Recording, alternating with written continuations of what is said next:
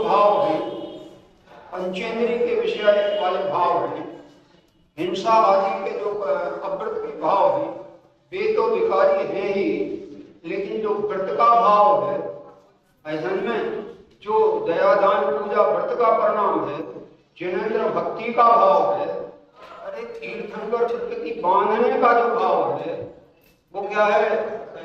भाव कर्म। कौन सा कर्म है?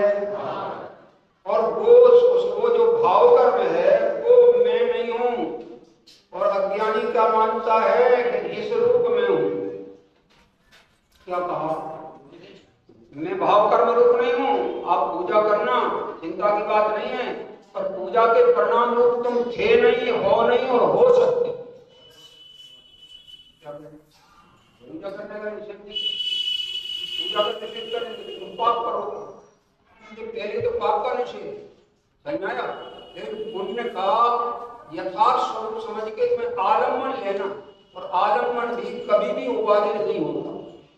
कोई सी भी चीज का आलम्बन पराधीनता को लाता है, स्वावलंबन भाव है तो स्वाधीनता। इसलिए जो आत्मा अपने को राग रूप मानता है, द्वेष रूप मानता है, पुण्य भाव रूप मानता है, ये विकारी भाव मैंने किए पर्याय में हुए, ये क्या तुम कर सकते ही नहीं हो।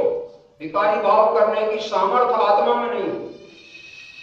आत्मा में ज्ञान की सामर्थ्य है, जानने देखने की सामर्थ्य है, दर्शन ज्ञान आत्मा का स्वभाव है, मोह राग द्वेष आत्मा का स्वभाव। क्या सन्मायक ने बोलते चलना, उसमें पक्का आना चाहिए। एक गाथा का ही अर्थ अगर ख्याल में आ गया तो समय साथ ख्याल में आ गया पूरा, और प्रयोजन अपना सद गया। इसमें एक भी ऐसी गाथा नहीं है जिस पूरी गाथा में सम्यक दर्शन का स्वरूप ना है।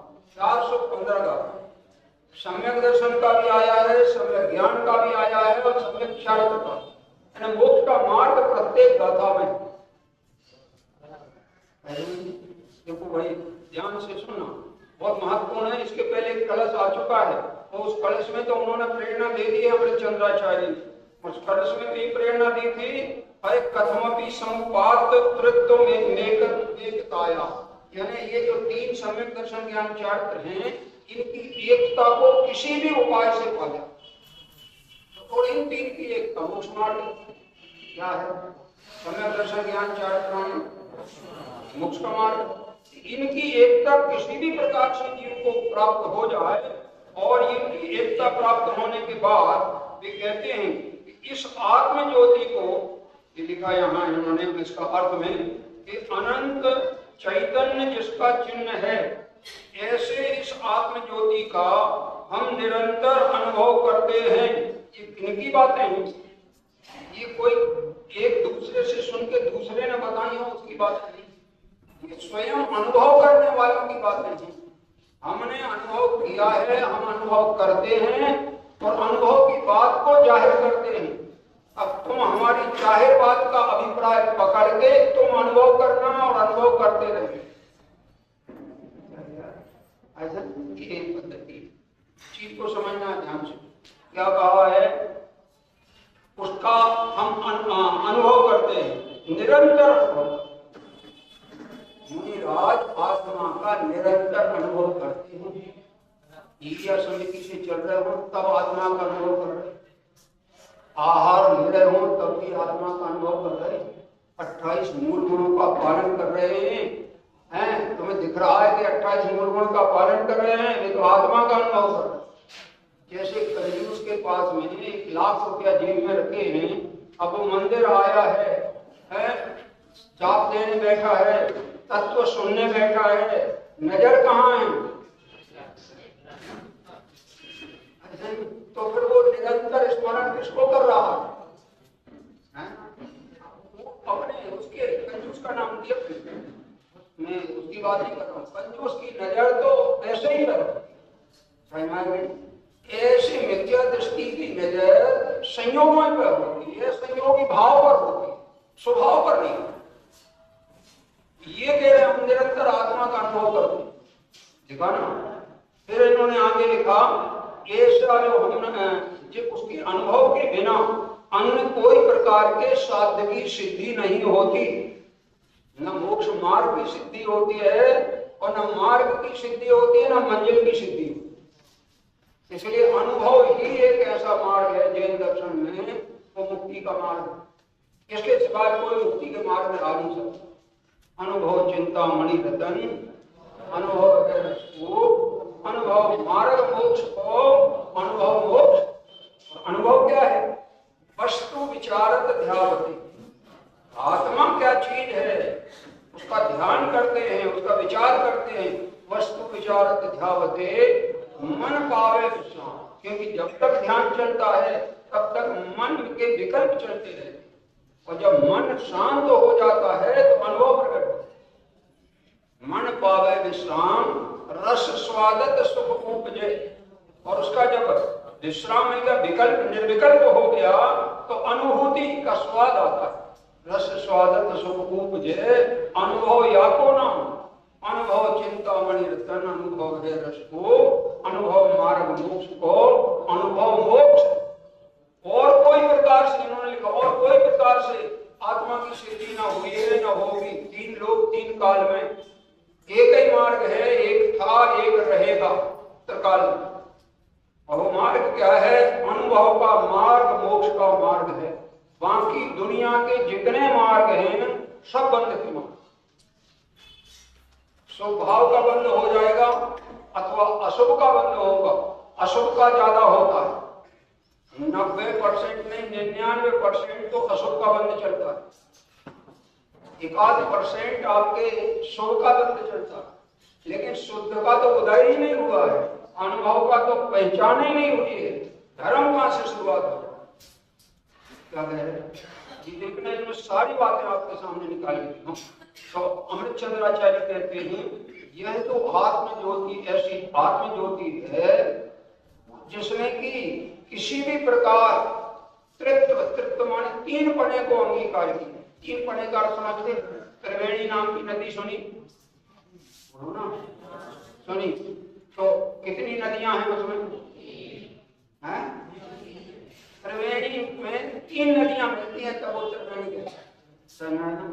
और नदी एक ही है, नाम त्रिवेणी है, लेकिन नदी एक है कि तीन है? तीन होंगी तो त्रिवेणी नाम नहीं होगा। सर उनके गंगा जमुना तो कोई और मिली हो उनके नाम से जान जाए, लेकिन तीनों मिलकर एक हो जाएगी तो उसका नाम क्या होगा? जैसे सम्यक दर्शन है, सम्यक ज्ञान है, सम्यक शास्त्र है, ये तीन मोक्ष मार्ग नहीं है जिना। मोक्ष का मार्ग एक है, और वो भी कब है कि सम्यक दर्शन के साथ सम्यक ज्ञान भी है और ज्ञान के साथ में आत्मा के हित का आचरण। तो तीनों मिल गए ना, तीनों मिलने पर मुक्ति का मार्ग बनता है। सम्यक दर्शन ज्ञान चार प्राणी मोक्ष। एक ही मार्ग का एक वचन का प्रयोग किया ना, एक मोक्ष मार्ग। दो नहीं होते, दो प्रकार के मोक्ष मार्ग के कथन तो होते हैं, मार्ग दो नहीं होते। मार्ग तो एक, कौन सा मार्ग है? अनुभव का मार्ग है जैन दर्शन। किसके अनुभव का? भाव कर्म के अनुभव का, कि द्रव्य कर्म के अनुभव का, कि नो कर्म के अनुभव का, कि कर्म रहित ज्ञान के अनुभव का नाम मोक्ष का मार्ग। किसका अनुभव? ज्ञान का अनुभव। ये एक मनुष्य पर्याय मिली है और अपने को जैन कुल मिला है। और सच कहना चाहिए, गुरुदेव के निमित्त से जैन दर्शन का उद्घाटन हुआ है, ऐसा उद्घाटन हमारे सामने तो कभी नहीं हुआ। या हुआ भी हो हम नहीं जाते। इसलिए यहाँ उद्घाटन करने वाले का निमित्त बन जाए और हम भी तैयार हो जाएं जागने के लिए। और हम जब सावधान रहेंगे तो उपादान तैयार हो तो निमित्त कार्यकारी होता है, अन्यथा निमित्त पड़े रहे संसार में अनंते, उपादान की तैयारी ना हो कार्य कभी सिद्धि। देखो अब कम्मे कर्म में, नो कम्मी नो कर्म में, तो कर्म में दोनों ले ली, भाव कर्म में, द्रव्य कर्म में और नो कर्म में। तो द्रव्य कर्म किसको कहते हैं? जिन भावों के कारण, मोह राग द्वेषादि भावों के कारण कर्माण वर्णना कर्म रूप परिणमती है, उन सबका नाम द्रव्य कर्म। क्या उन सबका नाम? और भाव कर्म किसको कहते हैं? द्रव्य कर्म के उदय के काल में उसके आलम्बन से जीव के जो परिणाम होते हैं उसका नाम है भाव। तो नो कर्म क्या है कि देखो, द्रव्य कर्म जो भाव कर्म का निमित्त लेकर द्रव्य कर्म का परिणाम हुआ, अब जब द्रव्य कर्म का उदय आएगा तो वो भाव कर्म के होने में निमित्त तो बनेगा, लेकिन बाहर में जो तुम्हारे लिए वो कहना चाहिए सानिध्य मिलेंगे जिन चीजों के, वे सब नो कर्म कौन कहलाएंगे? अब इधर आत्मा पे घटा दे, अपने जो परिणाम होते हैं, जिनवाणी सुनने का परिणाम अभी है, ठीक है ना? कौन सा भाव हुआ? स्वभाव। ये अपना स्वरूप है कि अपने से भिन्न है? ऐसे जाना, ऐसे जाना, ये स्वभाव आकुलतामय है और मेरा स्वरूप व्याकुलता। जानने वाला ज्ञान तो आकुलता नहीं होती, करने वाले कहना चाहिए कर्तृत्व के विकल्प को कभी निराकुलता नहीं। क्या कहा? चाहे वो शुभकारी भी क्यों ना हो, मंदिर का टाइम हो गया और आपने घड़ी देखी लेट हो रहा है, तो बोलो आकुलता घट रही तो बढ़ रही, काय के निमित्त से? मंदिर प्रवचन सुनने के लिए माने उसमें है आकुलता। यह लगे कि परस्पर तुलना करोगे तो अशुभ कार्यों में आकुलता ज्यादा है और शुभ कार्य में आकुलता कुछ मंद है, और वो शुभ कार्य भी आकुलतामय है। क्या कहा? अब आकुलतामय चीज को आप आत्मा मानो। मेरे जो परिणाम होते हैं, शुभ भाव होते हैं, रोज पूजा करता हूँ, 50 साल से कर रहा हूं, कर रहे होगे, पर पूजा का भाव तुम्हारा था नहीं, है नहीं और हो सकता नहीं। और कर रहे हो, ये भाषा बोल सकते हो लेकिन कर सकते नहीं। क्या कहा? भाषा बोल सकते हो, भाषा में सबको छूट है, जो बोलना हो तो बोलो। जगत वाले सब उल्टा ही बोलते हैं, भाईजान में उल्टा बोलते हैं और सीधा अर्थ निकालते हैं, लेकिन मोक्ष मार्ग में उल्टा बोलते उल्टा ही मानते। बहुत बड़ी। तो देखो यहाँ लिखा था कर्म में, भाव कर्म में और द्रव्य कर्म में और नो कर्म में ये मैं हूं, ये माने भाव कर्म में हूं, द्रव्य कर्म में हूं, नो कर्म में हूं। ये शरीर नो कर्म, और शरीर से संबंधित जितने भी हैं जिनके निमित्त से तुम्हें राग होता है, वे सब नो कर्म। महल, मकान, पैसा, धन, संपत्ति, वैभव, इज्जत, आबरू, ये सब कौन है? अब वो दो कर्म में ये मैं हूं, उसमें अहम बुद्धि की ना, अहम यदि ये मैं हूं, और अहकम चकम लोकम, और ये कर्म लो कर्म आदि जो है ये मेरे, मैं इनका हूं, और ये स्त्री पुत्र आदि नो कर्म ये मेरे हैं और मैं क्या है? अप्रतिबुद्धपना, अज्ञानीपना। कब से है ये? कब तक रखना चाहते हो? रखना चाहते हो कि अपनी वाणी के सामने छोड़ना चाहते हो? बहुत काल हो गया, अब तो हमें अपने घर जाना। हम तो कहूँ न निज घर, पर घर फिरत बहुत दिन बीते, पराए घर फिरने में फायदा नहीं होता कभी भी। पर घर फिरत बहुत दिन बीते, नाम अनेक धराए। पर घर जाओगे तो नाम धराओगे। कितने जगह नाम धराए बने? अच्छा, नाम धराना अच्छा है बुरा है? जिस घर में जन्म लो वहां नाम धराई होगी। पहला काम क्या काम है? पहला नाम धराई, शुरू से नाम धराई। और फिर जिनको पसंद नहीं आती है तो दूसरों नाम धराई, माने पसंद नहीं आ रहे तो तुम्हारी नाम धराई घट नहीं रही। तो नाम धराई अच्छी चीज है कि बदनामी है? नाम धराई को बदनामी। आत्मा का तो नाम एक ही। धन्नालाल जी थे 1969 शिवनी पधारे, पहली बार सोनगढ़ का कहना चाहिए तत्व ज्ञान का प्रकाश शिवनी में आया और उन्होंने एक भजन सुनाया, मेरा नाम आत्म भगवान। क्या? मेरा नाम आत्म भगवान, स्वानुभूति रमणी मम मेरी, और सम्यक पुत्र महान मेरा नाम आत्मा, तो पूरे कुटुंब का परिचय करा दिया, परिवार। पत्नी मेरी कौन? अनुभूति, आत्मा की अनुभूति वाली पर्याय वो मेरी पत्नी है। और जब बात सुनो, पत्नी मेरी हो सकती है, मैं स्वयं पत्नी नहीं हो सकती। पुत्र मेरा हो सकता है, मैं स्वयं पुत्र नहीं। समझ में आया? क्योंकि मैं तो मैं हूं और मेरे से जितने रिलेटेड हैं वे मेरे कहने में आते हैं। समझ में आया? ये तो व्यवहार की बात हुई। अभी निश्चय की बात करते हैं। आत्मा ज्ञायक कौन है? ज्ञायक ही है ना, अथवा दर्शन ज्ञान में। तो दर्शन ज्ञान में जो आत्मा ज्ञायक है, तो उसके ज्ञान दर्शन आदि जो अनंत गुण वे किसके हैं? ज्ञायक। ज्ञायक के गुण कितने हैं? अनंत। अब उन गुणों में जिनका परिणमन चलता है उनकी पर्याय होती, और उन अनंत गुणों को ग्रहण करने में समर्थ अगर होते हैं तो दो गुण होते हैं, दर्शन और ज्ञान। तो दर्शन का जो परिणमन होता है वो देखने रूप, और ज्ञान का जो परिणमन होता है वो जानने रूप। समझ में? देखने और जानने रूप परिणमन होता है वो पर्याय होता है। तो वो पर्याय किसकी है? ज्ञायक। गुण किसके हैं? ज्ञायक। और ज्ञायक किसका है? ज्ञायक का। ज्ञायक किसका है?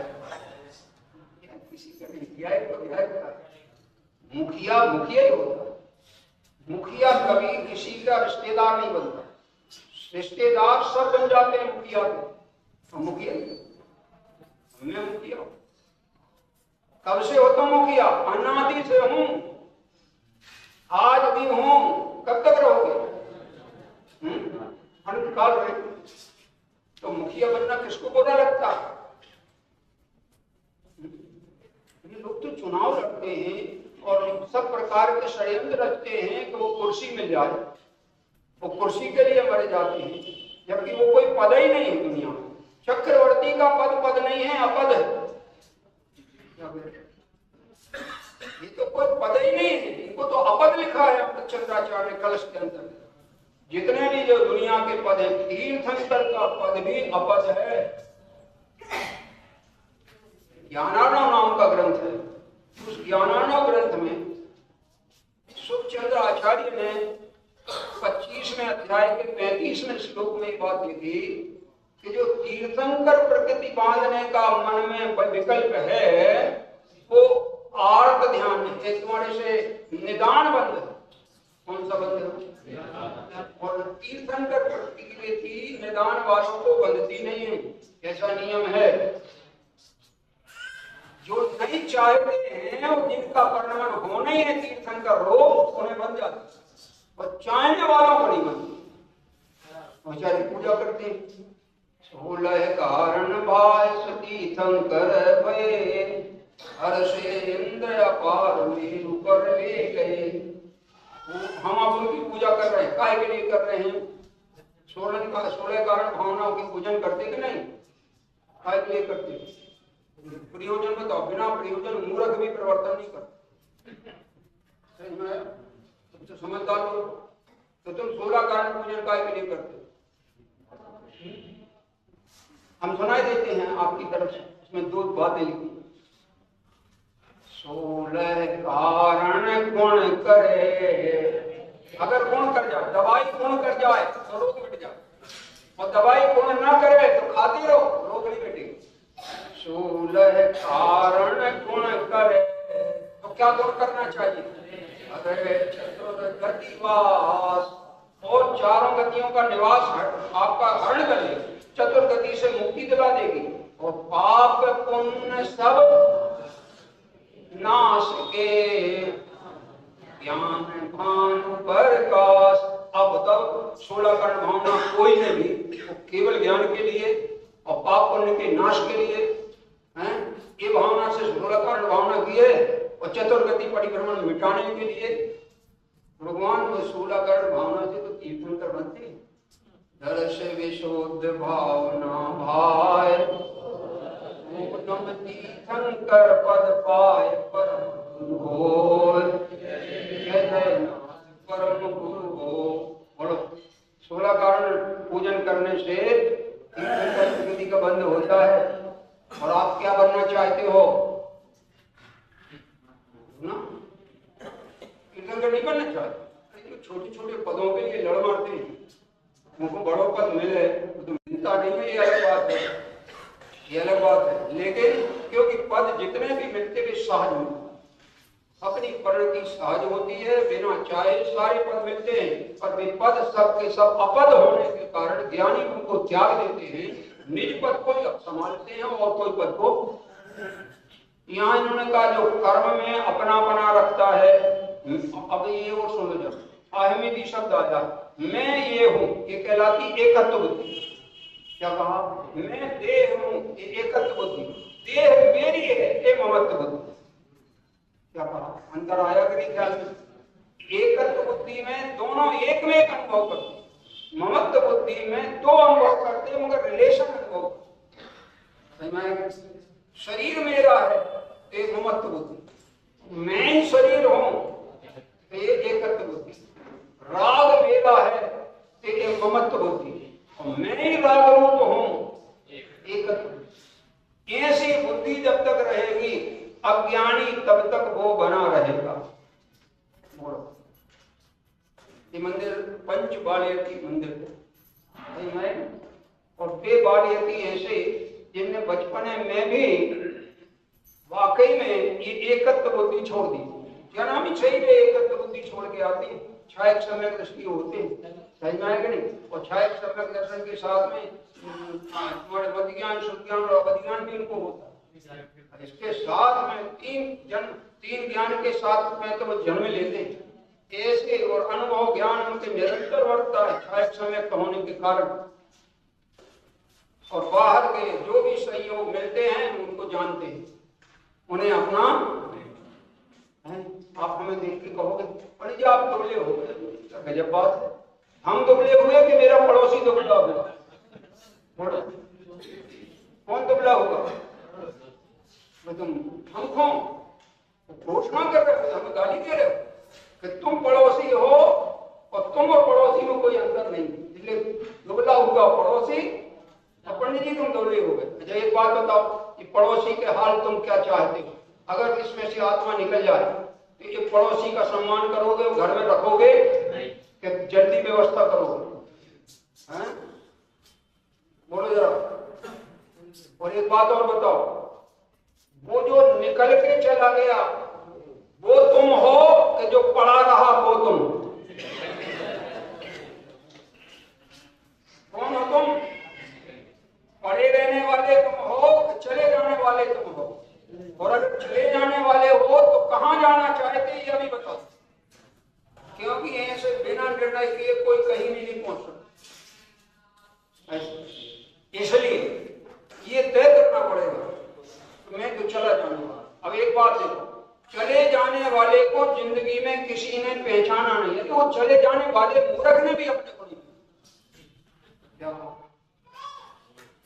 और की तो क्या कहें कि जो रोने वाले तो स्वार्थ के लिए रोते।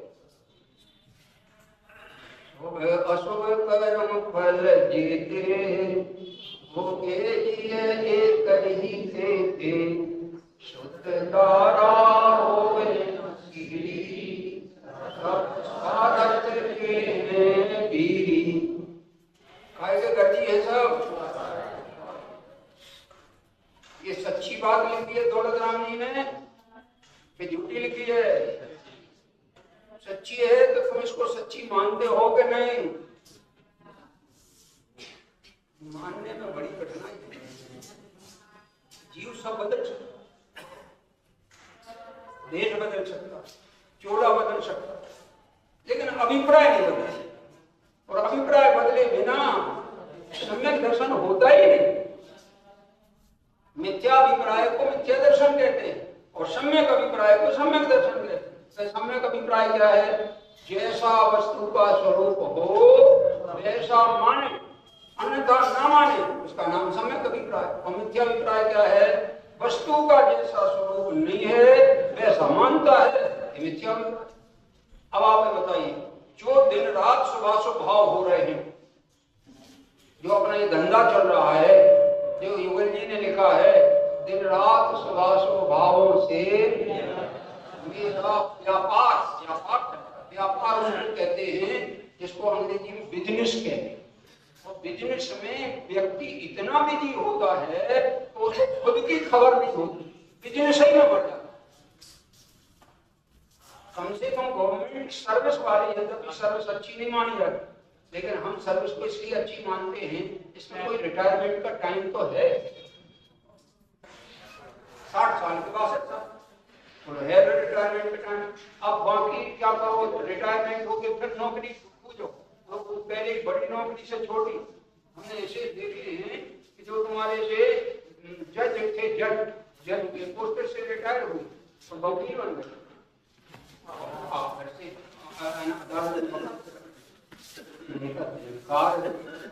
जज का पद मिला, फिर वही पद पर ग्रहण कर लिया। जज का पद निष्पक्ष का पद होता है और वकील का पद पक्ष करने का होता है। तो कौन सा पद बड़ा? तो तुम जज पद से तो रिटायर हुए, इसलिए रिटायर हुए कि अभी तक तुम जज बने रहे हो तो दुनिया के जज बने रहे हो, आत्म कल्याण के जज नहीं बने। अब तुम्हारे लिए जो टाइम मिला है वो अपना कल्याण करने को, अपने आत्मा को जज बनाओ, निर्णय करो। ये बातें सही है तो ये कह रहे हैं जिनकी ऐसी बुद्धि होती है, भाषा भी कितनी सरल है। कम में माने कर्म में, नो कम में माने नो कर्म में, या माने जिसकी अहम इदी ये मैं हूं ऐसी, और अहकम कम नो कम, और ये कर्म भी मेरा है, नो कर्म भी मेरा है। जा ऐसा खडु बुद्धि, जिसकी ऐसी बुद्धि होती है, अपरि बुद्धो भवति ताव, वो तब तक अप्रतिबुद्ध रहे। तो अभी अपन क्या बने रहे हैं? अप्रतिबुद्ध बने रहे। तो फिर अप्रतिबुद्ध ही बनना चाहते हो तो प्रतिबुद्ध बनना है? बोलो, इतनी बड़ी सवाल है। सबकी आवाज आए तो बाहर वाले और आ जाए सुनने को। हाँ, तो जवाब तो आना चाहिए सही। कम से कम सबके सामने, दिलवानी के सामने सही बोलना सीख जाओ, फिर अंतर में सही चिंतन करना सीख जाओ, फिर चिंतन की चिंता छोड़ दो और सही जो हो सो अनुभव करो। क्या कह रहे हो? कौन विषमवादों में जीव भेजा है, बड़े बड़े काम करके दिखा रहा है, सारे काम निरर्थक कामों में पूरी बुद्धि लगा रहा है। सार्थक काम तो वो है कि जिसमें अपना आत्म कल्याण हो, वो सार्थक। धनी धन्य है वे जीव नरभव पाए जय कारक की, तेरे ही अनादि भ्रमण पंच प्रकार तेजीवर। यहाँ कहा ऐसी जिनकी बुद्धि है वे अप्रतिबुद्ध रहते हैं। मन देह में आत्मबुद्धि, राग में आत्मबुद्धि, और तुम्हारे से कर्मों में आत्मबुद्धि। करे क्या 8 कर्म अपने ने तो कमाए थे, कौन भोगेगा? पहले बोल गए हो गलती सो, अब गलती बोलती जा रहे, अपने ने कमाए थे। आत्मा कर्म कमाता है कि आत्मा कर्म का ज्ञान करता है? कर्म कमाना उसका काम है कि जानना उसका काम है? तो कर्म हुआ होगा, ये इसमें कोई परेशानी नहीं, लेकिन हाँ ज्ञानी आत्मा ने कर्म किया कि जाना? प्रतिबुद्ध आत्मा ने कर्म किया कि जाना? करने वाला होते हैं। और द्रव्य कर्म होते हैं, वे भी कर्म का बंधन होता है, एक क्षेत्राकार संबंध होता है।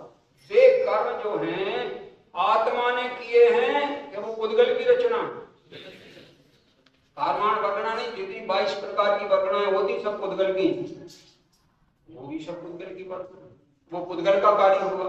राग आदि का जो कार्य है वो जड़ विकारी भाव का कार्य हुआ। और जो दो कर्म है, जितने भी संयोग हैं, शरीर का संयोग है, किसका कहलाएगा? दो कर्म है। अब शरीर का रोग है, किसका रोग कहलाएगा? दो कर्म। तो ये रोग तुमने क्यों होने दिया? शरीर तो तुम्हारा, हमें पता नहीं लग पाया। पता लग जाता तो भी क्या कर लेते हैं? कुछ नहीं कर सकते। जो बात, जो वस्तु का परिणमन होना है, उसे दुनिया में तीर्थंकर नहीं रोक सकते। हमारी तुम्हारी झूठे विकल्प करके बंधन कर सकते हो और अप्रति को बुद्ध बन के रह सकते हो। बुद्ध बन के गए हो, बुद्ध केवल ज्ञानी बुद्ध के। इसलिए यहाँ इन्होंने लिखा, बहुत गजब इसकी टीका, गजब पढ़ने जैसी गजब है, क्या कहा जाए। ये लिखते हैं यहाँ पर टीका में, थोड़ी एक नमूना बता रहे, जैसे अमृतचंद्राचार्य की टीका, जैसे स्पर्श रस गंध वर्ण और आदि भावों में चौड़ा गहरा अवगाह रूप उदर आदि आकार में, आकार के रूप वर्णित हुए पुद्गल के स्कंदों में एक घट है घड़ा। अब हम घड़े की प्रतीति करते हैं तो दो तरीके से, एक तो घड़े की होती है अर्थ पर्याय, दूसरी घड़े की होती है व्यंजन पर्याय। आकार आदि जो है उसका वो है व्यंजन पर्याय, और उसमें स्पर्श गंध वर्ण का जो वर्णन है वो है उसकी अर्थ पर्याय। और अर्थ पर्याय व्यंजन पर्याय से रहित द्रव्य नहीं होता है, समझ में आया कि नहीं। तो द्रव्य की हम प्रतीति करते हैं अपने नेत्रों से, नेत्रों के माध्यम से, करता तो ज्ञान ही है, और ज्ञान को इंद्रियाधीन ज्ञान, इंद्रियाधीन ज्ञान से जो एक स्पर्श रस गंध वर्ण वाला विशेष आकार का जो दिखाई देता है उसको हम घड़ा कहते हैं, ऐसा नहीं। अब आप जरा विचार करना, वो घड़े की प्रतीति हमने दो तरीके से की, अर्थ पर्याय से और तो ये तो इन्होंने ये लिखा कि इस प्रकार घट स्कंदों का रूप ये घट है, इस प्रकार घड़े में, और इसी प्रकार उल्टी तरफ से कह रहे हैं। पहले तो कहा इसमें जो स्पर्श गंध वाला का वर्णन दिखता है और इसमें जो उदर रूप आकार या गहरा पना चौड़ा पना इत्यादि दिखता है ये घट है। अब कह रहे हैं कि जहाँ ये स्पर्श गंध वाला होता है और जहाँ एक गहरा चौड़ापना होता है जहाँ घट होता है, तो घट की तरफ से देखो तो ये गुण उसके दिखते हैं, पर्याय दिखती है, पर्यायों की तरफ से देखो तो वो द्रव्य दिखता है, समझ में आएगा नहीं। मगर वो तो पर्याय और द्रव्य दोनों खुद है, कौन है। अब जरा आगे देखिए यहाँ लिखा, वो तो उसका आकार प्रकार है वो भी घट से अभेद, अभेद अनुभूति होती। इसी तरह आगे देखो, इसी प्रकार कर्म मोह आदि अंतरंग पुद्गल के परिणाम, किसके परिणाम, पुद्गल के परिणाम, आत्मा का तिरस्कार करने वाले परिणाम, कैसे परिणाम, आत्मा का सम्मान करने वाले हैं तो तिरस्कार करने, आत्मा का तिरस्कार करने वाले परिणाम है। उनमें उन पर तिरस्कार करने वालों में यह मैं हूं। तुम्हारा कोई तिरस्कार करे और उससे तुम कहो कि ये और मैं एक ही हूं, ऐसा है संभव। अरे पति पत्नी का तिरस्कार शुरू कर दे तो इनमें तलाक हो जाए, पत्नी पति का तिरस्कार करे तो दोनों में तलाक। तुम्हारा तिरस्कार अनादिकाल से हो रहा और आज तक तलाक नहीं हुआ। वहां तो देखो बेचारे 3 बार बोल दे तलाक मान ले, तो तुमको करोड़ों बार बोला गया कि भैया शरीर न्यारा है और राग न्यारा है, ज्ञान न्यारा है, 3 बार बोल दिया ना। ज्ञान ज्ञान है, ज्ञान शरीर नहीं है, ज्ञान द्रव्य कर्म नहीं है, ज्ञान भाव कर्म नहीं है, ये अलग है। और तुम 3 बार बोला, तुमसे अच्छे नहीं बोला,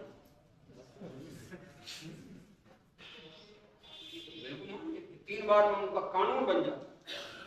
तुम्हारा कानून कभी बनते नहीं। दिनागम 3 बार समझा रहा है कि भैया आत्मा अलग चीज है, आत्मा के साथ में जो रागादि भाव होते हैं वे आत्मा के विकार हैं, और उसके साथ में जो कर्म उदय में आते हैं वे पुद्गल का परिणाम है, और उसका जो फल बाहर देखने में मिलता है वो भी किसका परिणाम है, नो कर्म का परिणाम।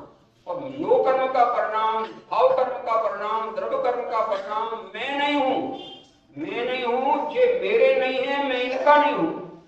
और ममकार भी इनमें मेरा नहीं है और अहंकार भी मेरा नहीं है, मैं हूं और ये एक है। अंतर आ गया। कभी कभी झगड़ा हो जाता है 2 जनों के बीच में, तो भाइयों में भी होता है झगड़ा, तो मैं तुम होती, और वो फिर मैं ऐसे ही होती है, मेरा मेरा है, तुम्हारा तुम्हारा, तुम तुम्हारा देखो हम हमारा देखो। अभी तो अपन रोज भजन पढ़ दिए कैसा, बच्चे पढ़ते पढ़ते हैं मैं ही मेरा करता धरता, मुझ में पर का कुछ काम नहीं, मैं मुझ में रहने वाला हूँ, पर मैं मेरा। बताओ देखिए पर कौन कौन हो गए? पर ये तीन पर, भिखारी भाव, भाव कर्म, द्रव्य कर्म, नो कर्म। बताओ इनसे इनमें अपना काम है कि इनका हमारे में काम है? ना हमारा इनसे काम है, न इनका हमसे काम है। ये इनमें रहते हैं, ये अपना परिणमन अपना करते हैं। मैं मुझ में रहता हूँ, मैं मुझ में रहने वाला हूँ, पर मैं मेरा। मैं शुद्ध बुद्ध अविरुद्ध एक पर परिणति से प्रभावी हूँ। आत्मान भूति से प्राप्त तत्व मैं ज्ञान। कब से? आज हो कि नहीं? आज थोड़ा शंका हो। शंका क्यों हो? तो अनादि के ज्ञान स्वभावी होना। अब ज्ञान स्वभावी कोई ज्ञान में शंका हो जाए तो शंका का सभी शंकाओं का निराकरण ज्ञान में होता है, और ज्ञान में ही शंका हो जाए अब कौन निराकरण? विचित्र बात। जगत का कहना चाहिए जो परिणाम बहुत जल्दी सावधान होने की चीजें हैं। ऐसा लिखा उन्होंने, कहा रचो पर पद में न तेरो, पद यह क्यों दुख सहे, अब दौड़ हो सुखी स्वपद रची, गाओ मत चूको है। यह राग आग रहे सदा ताते, समामृत से ही चिर भजे विषय कषाय, अब तो क्या अपने पद का अनुभव, ये मन अनुभव है। ये चीज हमारे लिए उपदेश है। रोज अपन पढ़ते सावधान भर हो जाए जो कि होनहार अच्छी है, जो सावधान नहीं हो पाते कि होनहार अच्छी है। हालांकि थोड़े इतना कहते भैया धन्य है कि जो शुद्धात्मा की बात भी करते। ऐसे में पद्मनंदी आचार्य कहते हैं तत्पति प्रीति चित्ते एन वार्ता भी स्मृता। उस शुद्धात्मा की बात को प्रेम पूर्वक जो सुनते हैं, निश्चितम सब अवेद भव्यो। ये कौन है? सब है। और उनकी गारंटी क्या है? निश्चितम, निश्चय मान गारंटी, निश्चितम सब अवेद भव्यो, भावी निर्वाण भविष्य मोक्ष पाता। इतना आपने को गारंटी दे के बता ये जब कोई गारंटी नहीं देती। डॉक्टर उसे आप देख लो, जो एक्सपर्ट से एक्सपर्ट अमेरिका का नहीं, दुनिया का पूरा कोई डॉक्टर लाओ, ऐसा डॉक्टर दिखाओ जो हमको खुद लिख के दे तुम्हारे रोग को हम ठीक कर ऑपरेशन ऐसा बड़ा मिलेगा पूरे दुनिया में। सब डॉक्टर ऐसे मिलेंगे, इतने एक्सपर्ट जगत में फेमस हैं, पर ऐसे मिलेंगे कि जब ऑपरेशन करने की बात आएगी तो पहले कहेंगे तुम दस्तखत करो, बिगड़ गया तो हम जिम्मेदार हैं। और उसके संग में अगर कोई रिश्तेदार है उससे दस्तखत तुम करो, तुम गवाह रहना कि हाँ हमने इनसे दस्तखत कराए हैं और इनका बिगड़ गया केस, हम जिम्मेदार। के एक्सपर्ट, पैसा लेने के एक्सपर्ट हो कि रोग ठीक करने के एक्सपर्ट हो, तो ये फीस तो हम छोड़ेंगे।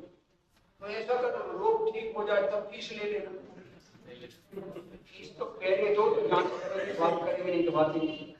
कहीं तो ऐसे ही उनके पास गए, पहला काउंटर पे जाओ फीस जमा करो, और वो काउंटर की रसीद उनके सामने आ गई। अब बात हाँ क्या है तुमको तकलीफ? पहली तकलीफ तो तुमने पहले ही दे दी।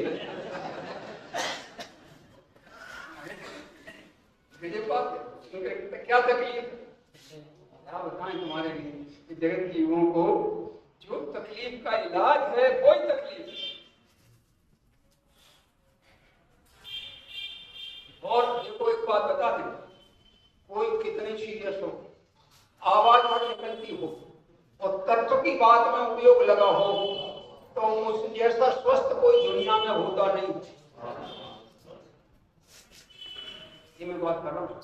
और इसीलिए मैं 20-25 दिन के चक्कर के बाद चक्कर आने लगे, तो हमने कहा घर चलो, और घर जाके 2 दिन बाद प्रवचन शुरू कर दिए। 1 घंटे का प्रवचन डेली शुरू किए।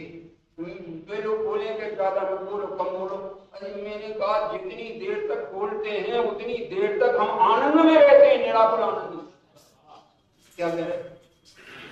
बाकी तो वो बंद करने के बाद विकल्प आ सकते हैं दूसरे कई प्रकार के, और आप शायद है गुरुवाणी की शरण में आकुलता नहीं होती, आत्मा की शरण में आकुलता नहीं होती, पंच परमेष्टि की शरण में आकुलता नहीं होती। आकुलता मिटाने के तीनों मार्ग हैं। इसलिए चाहे पंच परमेष्टि की शरण लो, चाहे हिंदुवाणी की शरण लो और चाहे आत्मा की शरण लो, इनकी शरण में जाओगे आपको कल्याण का मार्ग। जिनेन्द्र भगवान के दर्शन तुम्हारा निरखत जिन चंद्र वदन सुपद सुरुचि आरण प्रगति निज आन की पहचान। अपना मेरी इज्जत क्या है, मैं कौन हूँ, इसकी पहचान हो। प्रगति निज आन की पिछान ज्ञान भान की कला उद्योत होत सर्व यामिनी पलाई। रात्रि चली गई मिथ्यात्व की और कला माने वो भेद ज्ञान की दोष की कला होती, जहां दोष की कला होती वहां पूर्णमासी होती। ऐसे कला उद्योग होत सर्व यामिनी पलाई। शाश्वत आनंद स्वाद पायो बिनसो विषाद। आन में अनिष्ट इष्ट कल्पना नशाई। निर्खत जिन चंद्र वदन साधी निज साध की समाधि रोग व्याधि की उपाधि को विराध के आराधना सुहाई। निर्खत जिन चंद्र वदन। जब बातें ये भजन में अध्यात्म का सागर लहरा सुनते। समय हो गया होगा, अभी 1 मिनट मेरे ध्यान में आता है कि मुझे देख लेना चाहिए, टाइम हो गया, इसलिए देख लें कि नहीं सबरे देखने लगे। सब देखेंगे तो सबको पाप बंद हो। 10 बार देखूंगा 10 बार पुण्य बंद हो। क्यों? मैं इसलिए देखूंगा कि आपको हमारे निमित्त से आप यही विराम देता हूँ और आपका समय पूरा हो चुका है। आपसे मिलना ही दुर्लभ है। मिलना जब तक दुर्लभ हो तो आप लोग स्वाध्याय में ध्यान दें और आपको कल्याण की मार्ग